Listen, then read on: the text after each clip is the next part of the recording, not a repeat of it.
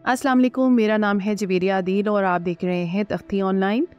साइंसदानों का मानना है कि हमारी कायनात बुनियादी तौर पर 3 अज्जा से मिलकर बनी है, जिसमें विजिबल मैटर यानी सितारे, सैयारे और कहकशाएं वगैरह शामिल हैं। इसके अलावा कायनात का बहुत सा हिस्सा ऐसा है जो हमें नज़र नहीं आता, जिसे डार्क मैटर और डार्क एनर्जी कहते हैं। लेकिन यूनिवर्सिटी ऑफ ओटावा के एक प्रोफेसर राजेंद्र गुप्ता का मानना है कि कायनात के फैलाव और इसमें कहकशाओं की मौजूदगी को बयान करने के लिए डार्क मैटर और डार्क एनर्जी के मफरूज़ों की कोई ज़रूरत नहीं, बल्कि इन्हें एक और तरीके से भी बयान किया जा सकता है।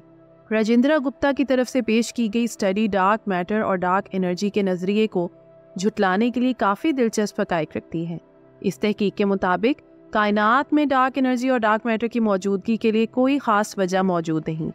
यूनिवर्सिटी ऑफ ओटावा में हुई रिसर्च जिस मॉडल पर बेस करती है, इसे CCC+TL मॉडल कहा जाता है। आइए इस रिसर्च के मुताल्लिक तफसील से जानते हैं और ये सुराग लगाने की कोशिश करते हैं कि आया प्रोफेसर राजेंद्र गुप्ता के पास वाकई डार्क मैटर और डार्क एनर्जी के नज़रिए को जुटाने के लिए काफ़ी सबूत हैं या नहीं, और क्या मुस्तकबिल में ये नज़रिया अपना वजूद बरकरार रख पाएगा। लेकिन इस नई होने वाली रिसर्च से पहले एक नज़र डार्क मैटर और डार्क एनर्जी पर डाल लेते हैं, ताकि इस रिसर्च को समझने में आसानी हो सके। साइंसदानों का मानना है कि हमारी कायनात में एक ऐसा मादा मौजूद है जो रोशनी और इलेक्ट्रोमैग्नेटिक फील्ड्स के साथ तामुल यानी इंटरैक्शन नहीं करता।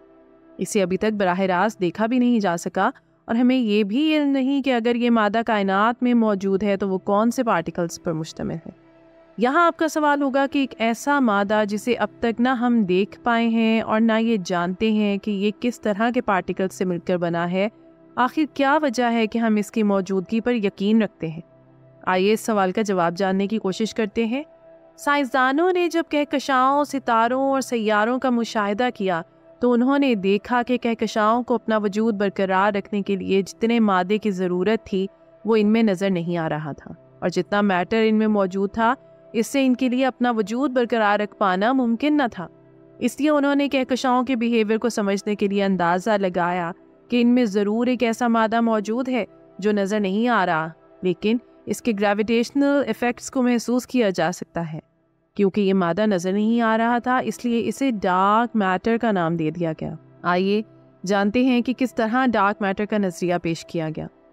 आपको मैं लेकर चलता हूं डार्क मैटर की तरफ, एक ऐसा हाइपोथेटिकल मटेरियल जिसके बारे में हम आज तक जान नहीं सके कि ये किस तरह काम करता है। 1933 में कैलटेक के एक साइंसदान जिनका नाम है फ्रिट्ज ज़ुइकी, उन्होंने पहली मर्तबा डार्क मैटर के बारे में पब्लिकेशन की। दुनिया उस वक्त तक डार्क मैटर को नहीं जानती थी। उन्होंने गौर किया कॉमा क्लस्टर पर, एक ऐसी जगह जहां पर बहुत सी गैलेक्सीज मौजूद थी, और उन्होंने देखा कि गैलेक्सीज की स्पीड बहुत ज़्यादा है, रोटेशनल स्पीड बहुत ज़्यादा है। लेकिन रोटेशनल स्पीड ज़्यादा होने के बावजूद भी गैलेक्सीज एक दूसरे से दूर नहीं जा रही। हालांकि बज़ाहिर तो उनका मास कम लग रहा था और उनकी स्पीड ज़्यादा थी, तो उनको तो एक दूसरे से दूर जाना चाहिए था और क्लस्टर से बाहर निकल जाना चाहिए था।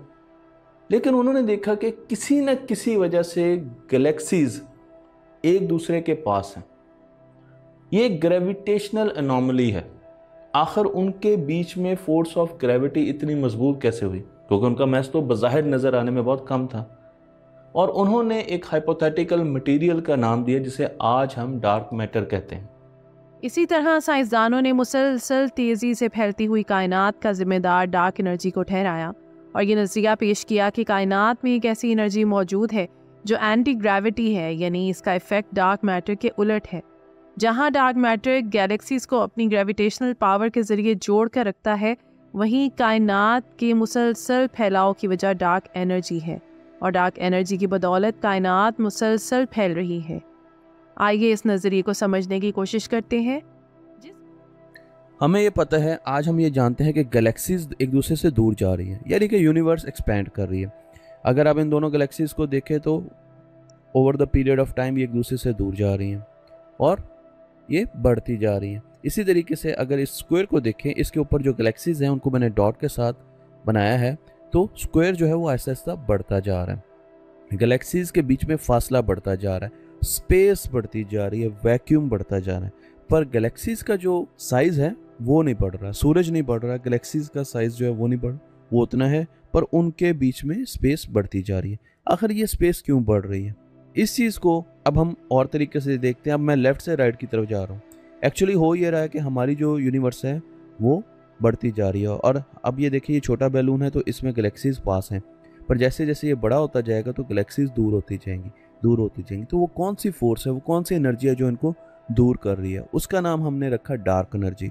डार्क एनर्जी और डार्क मैटर का नाम डार्क रखने में ये भी वजह मौजूद है कि इसके बारे में हमें कोई बहुत ज़्यादा पता नहीं है, हम इसको जानते नहीं, और दूसरा ये कि ये स्पेस में है। जिस मॉडल के जरिए राजेंद्र गुप्ता डार्क मैटर के नजरिए की नफी करते हैं वो मॉडल CCC+TL है। इसके दो हिस्से हैं। पहला हिस्सा कवरिंग कपलिंग कांस्टेंट है यानी CCC, जबकि दूसरा हिस्सा टायर्ड लाइट यानी TL है। इस मॉडल के पहले हिस्से के मुताबिक कायनात में मौजूद नेचर की फोर्सेस वक्त के साथ साथ कमज़ोर पड़ती जाती हैं, जबकि दूसरे हिस्से के मुताबिक रोशनी खला में जितना ज़्यादा सफ़र करती है इतनी ही एनर्जी लूज़ करती जाती है। इन दोनों थ्योरीज को साइंसदानों की तरफ से बाकायदा तौर पर टेस्ट किया जा चुका है, और जो रिजल्ट्स इन्हें मिले हैं वो बिल्कुल वैसे ही हैं जैसे इससे पहले बयान हो चुके, यानी कायनात में मौजूद नेचुरल फोर्सेस कॉस्मिक टाइम के साथ कमज़ोर पड़ती जाती हैं, और रोशनी खला में जितना ज़्यादा सफ़र करती है इतनी ही एनर्जी लूज़ करती जाती है। यही कंसेप्ट्स राजेंद्र गुप्ता के नज़रिए की बुनियाद हैं, जिसके मुताबिक कायनात के मॉडल्स को समझने के लिए डार्क एनर्जी और डार्क मैटर की मौजूदगी ज़रूरी नहीं। इससे पहले कि हम राजेंद्र गुप्ता के नज़रिए को समझें, पहले इस टर्म को क्लियर करना ज़रूरी है कि नेचुरल फोर्सेस या फंडामेंटल फोर्सेस ऑफ नेचर क्या हैं। हम ये जानते हैं कि दुनिया में 4 किस्म की फोर्सेस होती हैं। Force of gravity, electromagnetic force, strong and weak nuclear forces जिसे हम इंटरैक्शंस भी कहते हैं। आखिरी दोनों फोर्सेस एटम से रिलेटेड होती हैं। तो मैंने आपको यहाँ पर 4 फोर्सेस के बारे में बताया जो कि फंडामेंटल फोर्सेस हैं हमारी कुदरत की, हमारी नेचर की।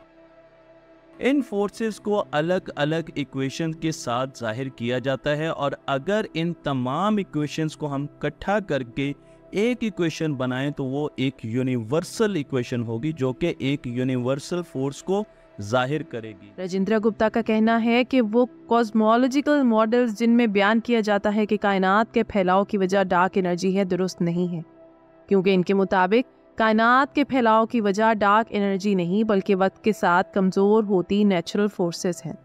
यानी कायनात किसी मिस्टीरियस एनर्जी की वजह से नहीं फैल रही, बल्कि इसकी वजह नेचुरल फोर्सेस का वक्त के साथ कमज़ोर पड़ जाना है। राजेंद्र गुप्ता की रिसर्च की बुनियाद दरअसल रेड शिफ्ट के फिनोमिनन पर है। रेड शिफ्ट खला में सफ़र के दौरान रोशनी की वेवलेंथ में आने वाली तब्दीली है, यानी खला में सफ़र के दौरान रोशनी की वेवलेंथ स्पेक्ट्रम के ब्लू हिस्से से रेड हिस्से की तरफ शिफ्ट हो जाती है। इस अमल को रेड शिफ्ट कहते हैं। आइए इसे तफसील से समझते हैं। यही प्रोसेस, यही फिनोमिना हमें इलेक्ट्रोमैग्नेटिक वेव्स में भी नज़र आता है। मैं रोशनी की बात कर रहा हूँ। जब दूर की एक गैलेक्सी मुझसे दूर जा रही है, उस तरफ जा रही है, तो उससे आने वाली रोशनी की वेवलेंथ आहिस्ता आहिस्ता बड़ी होना शुरू हो जाती है। और अगर हम स्पेक्ट्रम में देखें, हम विजिबल लाइट के स्पेक्ट्रम में देखें, तो वो बड़ी होती होती होती हमें रेड कलर में नज़र आएगी, यानी जो दूर जाने वाली गैलेक्सीज हैं वो हमें लाल रंग की नज़र आती हैं।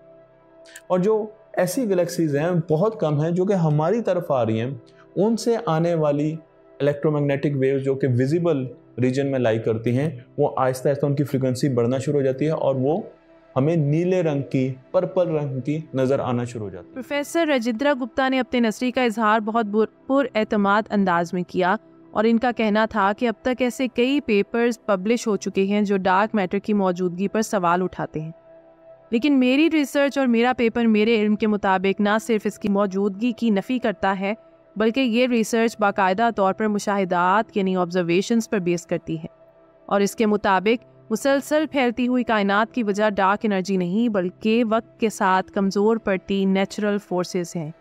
ये रिसर्च जो प्रोफेसर गुप्ता की तरफ से पेश की गई है, कायनात के मुतालिक हमारी रवायती सोच के बिल्कुल ऑपोजिट है और इसे चैलेंज कर रही है, जिसके मुताबिक कायनात का 27% हिस्सा डार्क मैटर, 5% हिस्सा विजिबल मैटर और बाकी की कायनात डार्क एनर्जी से बनी है। ये स्टडी साइंटिफिक कम्युनिटी को दावत दे रही है कि शायद इन्हें डार्क मैटर और डार्क एनर्जी के नज़रिए पर एक बार फिर से नज़रसानी करनी चाहिए, और ये भी मुमकिन है कि राजेंद्र गुप्ता का नज़रिया ही दुरुस्त हो। कायनात की हकीकत ख्वाह डार्क मैटर और डार्क एनर्जी हो या इसके अलावा कुछ और, लेकिन राजेंद्र गुप्ता का काम खासी अहमियत रखता है और हमारे लिए कायनात के राजों को समझने में मददगार साबित हो सकता है। अगर डार्क मैटर के मुस्तकबिल की बात करें तो इसको डिटेक्ट करने के लिए बहुत से तजुर्बात किए जा रहे हैं। ज़ेर ज़मीन बहुत से ऐसे डिटेक्टर्स बनाए जा चुके हैं जिनका मकसद डार्क मैटर के पार्टिकल्स को डिटेक्ट करना है। सर्न में मौजूद एक बहुत बड़े हैड्रन कोलाइडर का इस्तेमाल करके बहुत से पार्टिकल्स को आपस में कोलाइड करवाया जा रहा है ताकि डार्क मैटर के शवाहिद इकट्ठे किए जा सकें, और इस बात की कभी उम्मीद है कि जल्द ही हम डार्क मैटर की मिस्ट्री को सुलझा लेंगे। लेकिन फ़िलहाल ये कहना कबल वक्त होगा कि हम मुस्तकबिल में डार्क मैटर के पार्टिकल तलाश कर लेंगे या राजेंद्र गुप्ता का नज़रिया दुरुस्त साबित होगा कि कायनात को समझने के लिए डार्क मैटर और डार्क एनर्जी को फ़र्ज़ करने की ज़रूरत नहीं, बल्कि इसकी वजह वक्त के साथ साथ नेचुरल फोर्सेस में आने वाली कमज़ोरी और खला में सफ़र करने पर रोशनी का एनर्जी लूज़ करना है। तो ये थी आज की वीडियो। उम्मीद करती हूँ कि ये वीडियो आपके लिए बहुत इन्फॉर्मेटिव और दिलचस्प रही होगी। आपसे गुजारिश है कि वीडियो को लाइक करें और ऐसी ही मज़ीद दिलचस्प, इन्फॉर्मेटिव और एजुकेशनल वीडियोस के लिए हमारे चैनल तख्ती ऑनलाइन को सब्सक्राइब करके बेल आइकॉन को भी लाजमी प्रेस कर लें। शुक्रिया। मिलते हैं ऐसी ही किसी नई वीडियो में। मुझे दीजिए इजाज़त। अल्लाह हाफ़िज़।